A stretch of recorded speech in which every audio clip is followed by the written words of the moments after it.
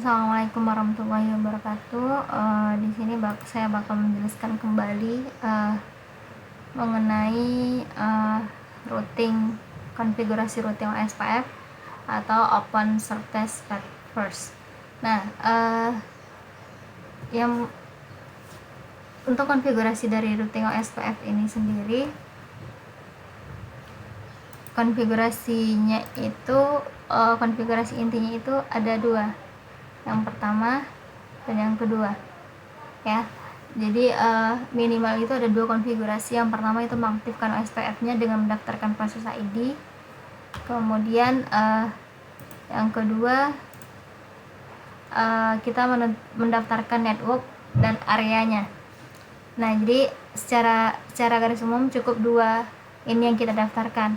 Nah, cuman kalau misalkan kita mempunyai banyak router dan biar lebih terdokumentasi dengan baik, kita juga baiknya mendaftarkan RID atau router ID. Nah, untuk router ID ini sifatnya opsional ya. Jadi kalau misalkan kita nggak isikan, kita tidak mendaftarkan router ID-nya, maka dia bakal akan terisi secara default pada konfigurasi SPF kita ya. Kita bahas dua konfigurasi yang penting. Yang pertama itu sintaksnya, yaitu router OSPF.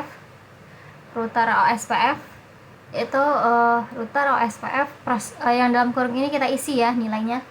Di sini ada proses ID. Proses ID itu nilainya adalah bilangan bulat positif yang bernilai dari 1 sampai 65.535. Nah,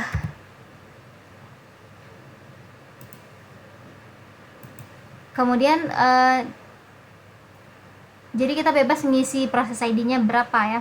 Bisa dari 1 sampai 65.535 ya. Tapi dengan catatan proses ID ini kita harus menggunakan proses ID yang sama pada konfigurasi routing kita. Oke. Kemudian yang kita daftarkan yang kedua yaitu area dan networknya. Nah, network, kemudian network lagi. Nah, ini yang dalam kurung kita isi. Nah, di sini misalkan kita ada networknya 192.168.100 ya. Jadi berarti networknya ini termasuk di kelas C. Nah, untuk wildcard ini merupakan kebalikan dari subnet mask.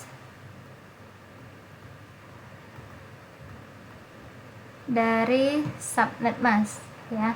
Jadi kalau misalkan subnet mask kelas A itu 255.000, maka wildcardnya 0.255.255.255. Nah, misalkan untuk kelas C subnet masknya itu 255.255.255.0, maka untuk wildcardnya 0.0.0.255. Nah, kita kembali ke sini. Di sini kan untuk soalnya sendiri ini untuk IP-nya sendiri, networknya sendiri 192.168.100.0. Nah, berarti dia ada di kelas C. C berarti wildcardnya 0.0.0.255. Kemudian spasi, kemudian area. Nah, diisi lagi area ID-nya. Area ID itu nilainya dari 0 sampai 2 Nah, untuk area itu kan terbagi atas 2 secara garis besar, ada yang backbone area, ada regular area. Nah, untuk backbone area itu selalu nilai area ID-nya itu adalah 0. Regular area itu bebas mau dikasih berapa, yang penting bernilai 1 sampai 2.32. Oke, mungkin itu dua konfigurasi yang bakal kita gunakan pada routing OSPF kita. Nah, kita coba masuk ke Cisco packet tracernya. Di sini saya sudah bikin topologi seperti ini.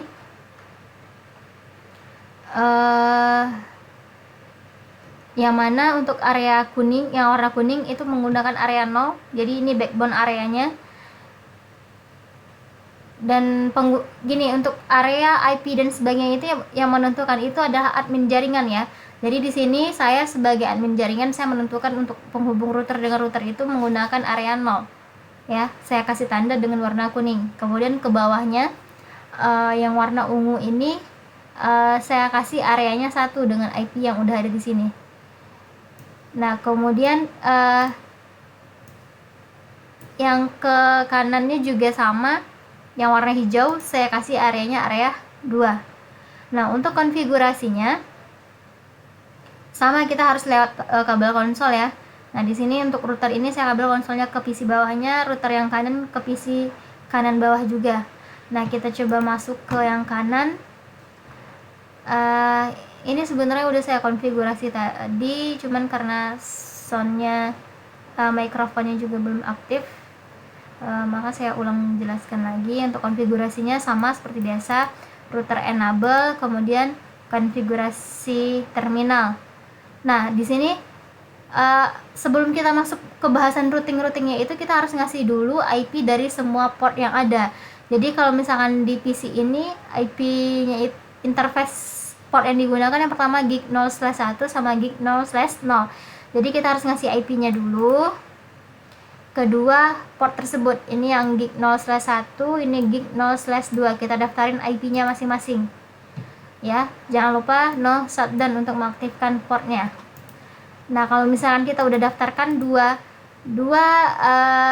di sini kan router terhubung dengan 2 port ya. Kedua port yang kita udah konfigurasikan IP-nya, kita skip ke router yang satu lagi. Nah, router yang ini juga sama, saya sudah konfigurasikan juga. Konfigurasinya sama, enable, kemudian konfigurasi terminal, kita daftarkan kedua port yang terhubung. Di sini kan ada yang gig 0/0 sama gig 0/1. Ini saya daftarkan gig 0/0 dan ini gig 0/1. Kita daftarkan IP-nya. Nah, kalau misalkan kita udah daftarkan IP-nya, jangan lupa di no shutdown untuk mengaktifkan portnya. Nah, ini berarti untuk semua portnya, belum. Ada kelupaan, kita belum ngasih IP dari PC-nya. Nah, kita kasih IP dari PC-nya dulu. Kan yang baru kita kasih konfigurasi kan IP dari portnya router, sedangkan portnya PC belum. Nah, kita klik PC-nya, IP configuration, kita IP-nya secara statik, kita isikan IP-nya dengan default gateway, berarti PC ini gateway si routernya berapa. Sama dengan halnya dengan PC yang ini, berarti IP configuration default gateway-nya PC ini port dari routernya berapa. Nah, itu yang diisikan. Nah, kalau misalnya kita udah kasih IP dari si PC-nya, kita kembali lagi ke terminal. Nah, di sini baru kita masuk ke konfigurasi OSPF-nya. Untuk konfigurasi OSPF-nya, ingat, ini merupakan OSPF ini merupakan jenis routing yang dinamis ya. OSPF ini termasuk jenis routing yang dinamis. Nah, dinamis seperti yang pernah saya jelaskan sebelumnya, dinamis itu network yang kita daftarkan itu yaitu yang terhubung secara langsung. Nah, misalkan kita masuk ke router yang kanan, router kanan ini kan yang terhubung secara langsungnya ke yang network yang warna kuning dan network yang warna hijau ya. Jadi karena dia terhubung secara langsungnya 2, berarti kita daftarnya 2 kali networknya. Kalau misalkan ada 3, berarti 3 kali. Nah, kemudian sama dengan halnya router sebelah kiri. Router sebelah kiri itu dia kan terhubung secara langsungnya dengan network warna kuning dan network warna ungu. Kita harus daftarkan 2 itu juga. Nah, kalau misalkan terhubung 3 atau 4 network yang lainnya juga kita harus daftarin sebanyak network yang terhubung secara langsung. Oke, kita kembali ke sini. Nah, berarti ini masing-masing routernya terhubung secara langsungnya ada 2 network ya. Yang kalau router ini kuning sama hijau, yang router kiri ungu sama kuning. Nah, kita daftarin ini karena ini routernya kita router kiri. Konfigurasinya router OSPF 100. Proses ID-nya kenapa 100? Karena saya seorang admin jaringan, saya mau ngasih nilai proses ID-nya itu 100 ya. Kemudian network alamat network dari si routernya tersebut. Nah, kalau misalkan di sini saya mulai ke router yang kanan dulu, ke jaringan yang kanan dulu, network yang kanan, yang warna kuning. Nah, yang kuning ini kan networknya itu 172.16.00, berarti saya isikan 172.16.00, kemudian spasi wildcard. Wildcard ini kebalikan dari subnet mas. Ini 172.16 berarti dia ada di kelas B. Kelas B itu subnet masknya 255, 255, 00. Sementara kebalikan yang wildcardnya adalah 00, 255, 255. Kemudian spasi area. Area ini sesuai dengan area dari networknya tersebut. Nasi kuning ini areanya berapa di sini? Areanya 0, berarti kita kasih areanya 0. Nah, kemudian kita daftarkan untuk network yang kedua, kan baru yang ke kanan kan, yang kuning. Yang ungu belum, kita daftarkan juga yang ungu. Yang ungu sintaksnya sama, network. Kemudian networknya, kita daftarin networknya berapa, ini kan 192.168.10.0. Kemudian subnet masknya 000.255. Kemudian areanya itu sesuaikan. Karena yang ungu ini areanya 1, berarti areanya diisi dengan 1. Kemudian exit. Nah, sama halnya untuk router yang sebelah kanan ini. Yang kanan ini berarti konsolnya PC bawah kanan. Masuk terminal.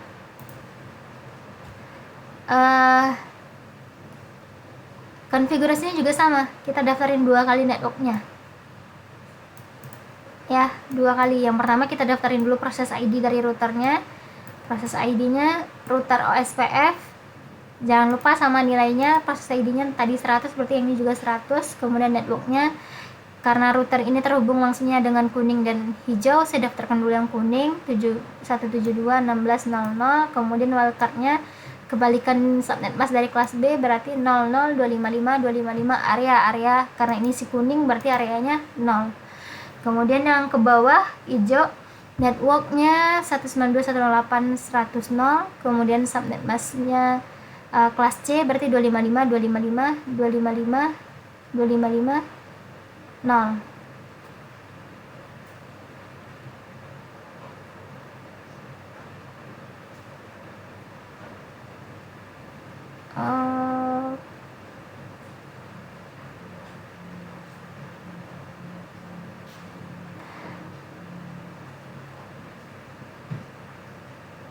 Oke, sebentar, ini ada terjadi kesalahan konfigurasi. Nah, networknya ini wildcardnya ini salah nilainya ya, harusnya 0000255. Nah, kalau misalkan ada kesalahan seperti itu, kita untuk menghapusnya itu harus masuk dulu ke ini, di enablekan dulu konfigur terminal, masuk ke routernya OSPF 100. Nah, kita bisa kopikan yang salah ini kan, yang salah ini ya, network ini, copy, kemudian kita pastekan ke yang tadi, kan ini dia yang salah ya, kita cari paste, ini kita tambahkan no di depan karena ini salah kan, kita mau ngapusnya, berarti enter. Nah, kalau udah kita isikan dengan yang benernya. Yang benernya harusnya wildcardnya ini kan kelas C, berarti 0, 0, 0, 255, 255, 255. Kemudian areanya, yang areanya 100 ini kan area 2, berarti area 2. Oke, enter. Nah, kalau udah, kita coba kirim pesan, kita tes kirim pesan.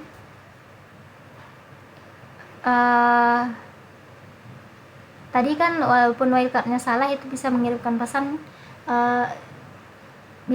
itu bisa jadi karena areanya itu masih lingkupnya kecil, jadi nggak begitu berpengaruh. Tapi ketika nanti kita menggunakan yang area yang lebih besar, itu pasti bakal berpengaruh ya. Nah, kita coba kirim pesan untuk pengujian, hasilnya sukses ya. Oke, cukup sekian konfigurasi dari routing OSPF. Terima kasih. Assalamualaikum warahmatullahi wabarakatuh.